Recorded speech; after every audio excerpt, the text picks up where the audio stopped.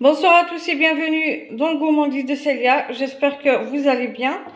Aujourd'hui, je vais faire une recette de sablé au chocolat. C'est une recette très simple, économique et qui ne prend pas vraiment beaucoup d'ingrédients.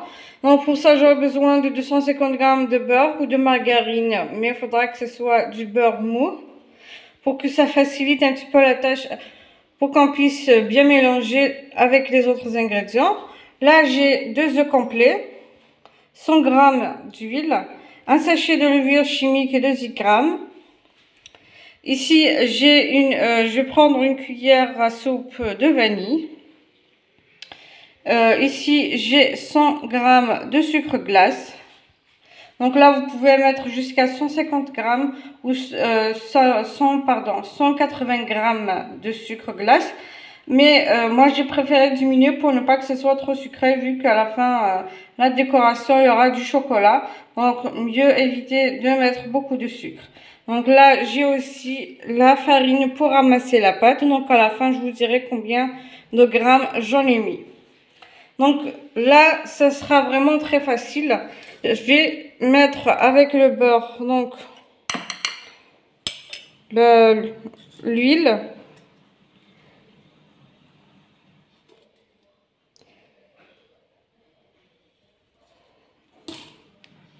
Le sucre, donc 250 g de beurre, 100 g d'huile, 100 g de sucre, une cuillère à soupe de vanille. Donc on va mélanger tout ça. Je vais ajouter une bonne cuillère de vanille. Vous pouvez faire la vanille liquide ou en poudre comme je viens de faire. Donc là, je vais mélanger tout ça pour que ça devienne un petit peu crémeux, que ça soit bien homogène. Et je reviens pour continuer les autres ingrédients. Donc, regardez, il faut que le mélange devienne bien crémeux et que ça change de couleur. Là, ça ne soit pas trop sur l'écran, mais quand même, il faudra que ça soit bien mélangé. Et je vais ajouter les 2 œufs. Donc, quand vous ajoutez vos œufs, faudra les ajouter tout en continuant à mélanger. Là, moi, j'ai arrêté donc le pétrin pour que vous puissiez m'entendre et ne pas trop que vous puissiez pas entendre le bruit du pétrin. Donc là, je vais continuer à mélanger, puis j'ajouterai petit à petit la farine et la levure jusqu'à ramasser la pâte. Bien sûr, dès que je finis, je reviendrai pour vous montrer.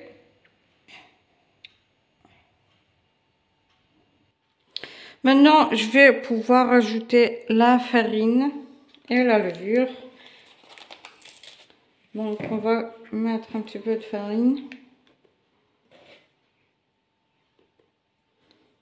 Bien sûr, la quantité de farine dépendra de la qualité de celle que vous avez, c'est-à-dire la qualité de votre farine. Puis, je vais mettre 10 g de levure chimique et je vais pouvoir mélanger à la main.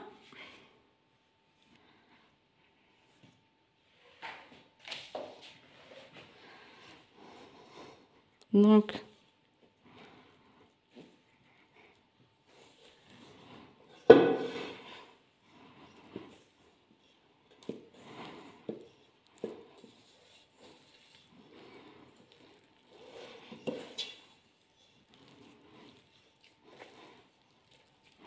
on va mélanger avec les doigts, on va pas pétrir.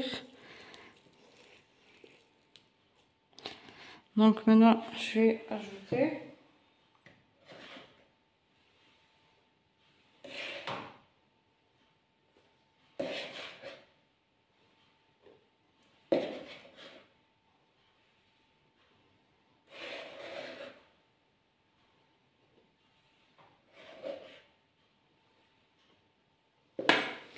Et pouvoir mélanger encore jusqu'à avoir une pâte bien lisse.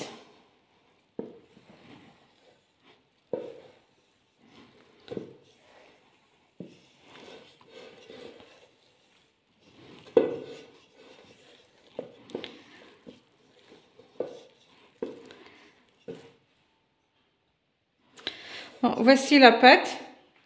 Donc je vais donc il me reste un petit peu de farine. Tout à l'heure j'ai mis environ j'ai mesuré, pardon, 600 grammes de farine. Il me reste juste un petit peu, mais je vais prendre une boîte.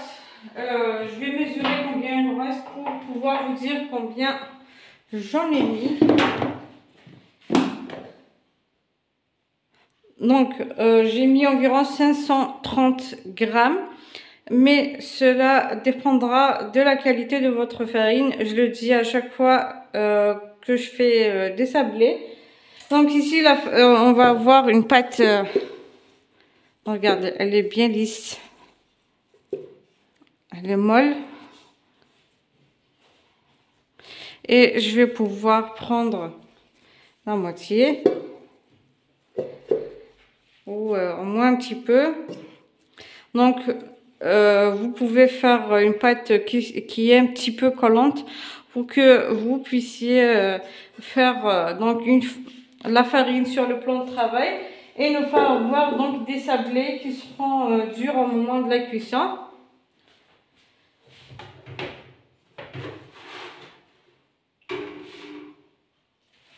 Donc, je vais fariner mon blanc de travail.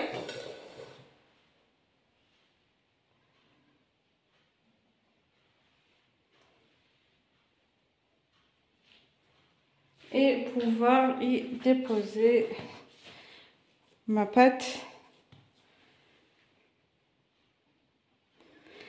Et là, je vais pouvoir... excusez-moi, je suis en train de bugger en ce moment. Je vais étaler la pâte environ 5 mm d'épaisseur. Vous pouvez faire moins que ça.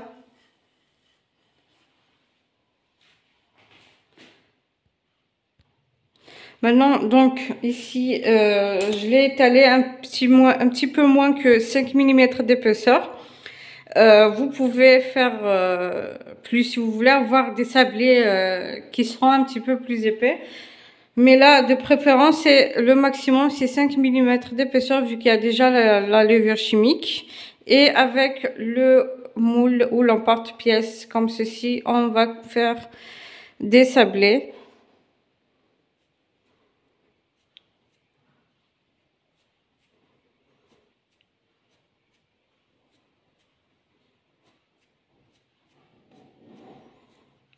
Comme ceci. Et on va les mettre sur une plaque de cuisson et les enfourner à 160 degrés pendant 10 à 15 minutes maximum. Et cela dépend aussi de votre four. Il faudra juste surveiller dès que vous voyez que le dessous est cuit, c'est-à-dire vous allez voir que c'est doré et vous retirez directement. Donc je retire d'abord le bord.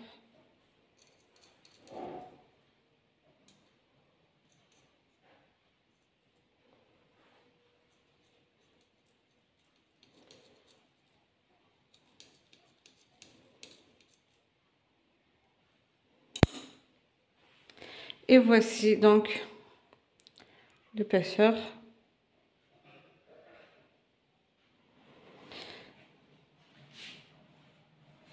Bien sûr, j'ai fait cette fois-ci avec cette face-là. Et après, je ferai aussi avec cette face pour avoir un trou au milieu des sablés. Pas tous, mais quelques-uns.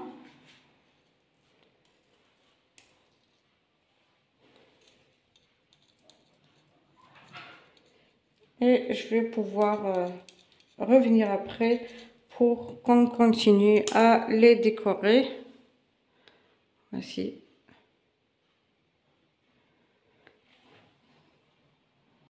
Donc après avoir fait cuire les sablés, Donc je vais prendre, donc ici j'ai les sablés que voici. Je vais prendre quelques-unes que j'ai fait donc avec le trou. Je vous avais déjà dit que je ferais aussi des sablés avec le trou au milieu. Donc je mets du chocolat. Bien sûr c'est du chocolat que j'ai fait fondre au bain-marie. Et j'ai mis 2 cuillères à soupe d'huile. Et j'avais quelques cacahuètes qui me restaient, juste un tout petit peu. Et j'en ai mis dans le chocolat. Bien sûr, là, je vais faire quelques-unes comme ça. Et d'autres, vous allez voir maintenant comment je vais faire. Donc, là, je vais les coller aussi avec d'autres. Vous allez comprendre pourquoi j'ai commencé par le chocolat.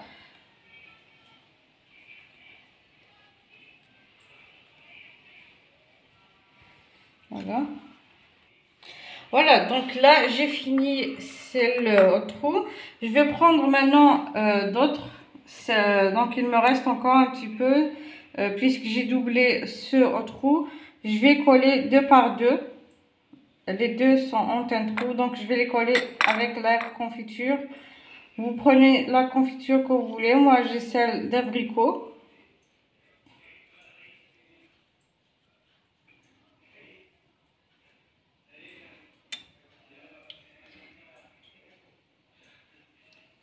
Et je colle. Puis je viens directement au chocolat et je vais directement leur mettre du chocolat entièrement, les deux.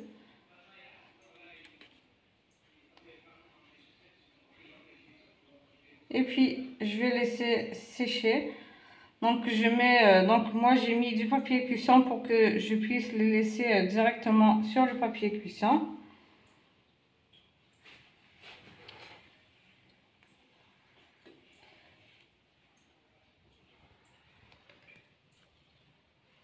Et voilà, je vous montre donc une autre.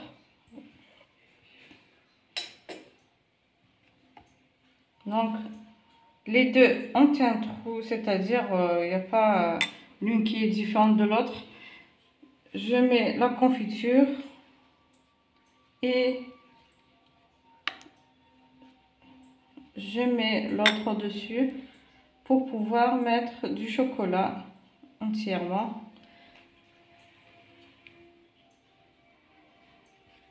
Donc avec une fourchette.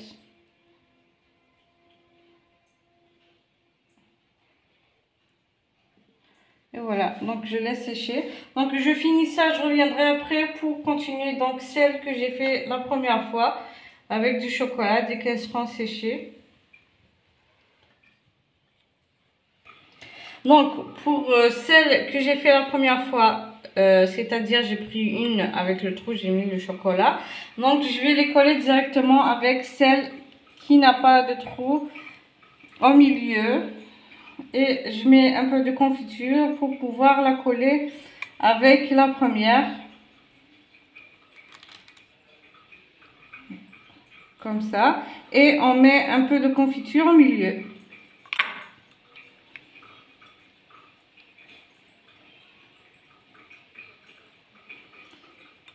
Et voilà. Donc je vais vous montrer une autre.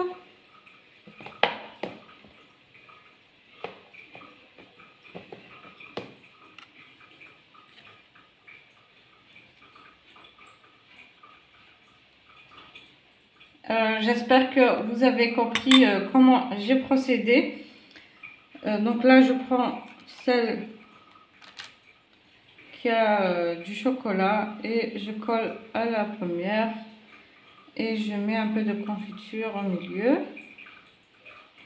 Bon, pour ceux qui, si vous n'avez pas compris comment je procédais, vous pouvez me poser des questions sur les commentaires. Voilà, donc je vais continuer avec le reste et je reviendrai après pour vous montrer donc sur une assiette de présentation. Et voilà les sablés après que le chocolat est figé.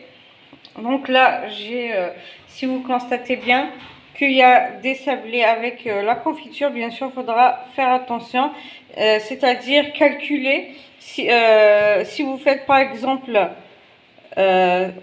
10 comme celle en dessous, comme ça, sans le trou, vous faites 5 avec le trou, c'est-à-dire il faudra que ce soit bien calculé pour que vous puissiez faire qu'il ne puisse pas avoir une à part ou autre chose. Donc là j'ai des sablés comme ceci avec la confiture au milieu, et voici celles sans la confiture, c'est-à-dire qu'il y a les deux au trou en même temps avec le chocolat. J'espère que la recette d'aujourd'hui vous plaira. Et sans oublier que quand vous faites ces sablés là avec la confiture au milieu, quand vous faites le chocolat d'abord avec les sablés au dessus, il faudra laisser vraiment sécher le chocolat avant de prendre 2 par 2 et les coller. Voilà. Si vous avez aimé la recette d'aujourd'hui, surtout n'hésitez pas à liker, partager et n'oubliez pas de vous abonner pour recevoir une notification des prochaines vidéos. Sur ce, je vous dis merci de m'avoir suivi. À la prochaine recette.